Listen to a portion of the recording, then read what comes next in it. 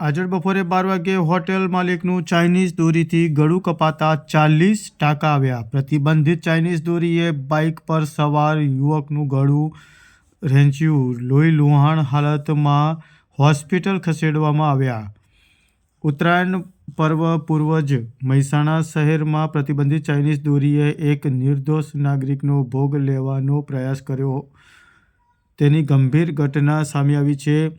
શહેરના રાધનપુર રોડ ઉપરથી પસાર થઈ રહેલા એક બાઇક ચાલકના ગળાના ભાગે જીવલેણ દોરી ફસાતા લોહીલુહાણ હાલતમાં હોસ્પિટલ ખસેડવામાં આવ્યા હતા. યુવક બાઇક પર પસાર થઈ રહ્યા હતા તે દરમિયાન ચાઇનીઝ દોરી ગળા પર આવી હતી.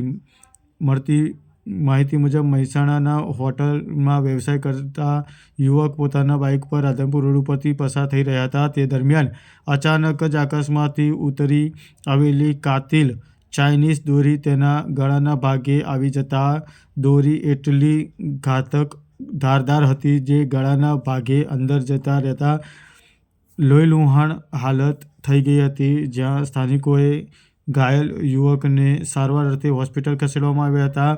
આસપાસમાં લોકોમાં ચાઇનીઝ દોરીનો ભય છવાયો છે.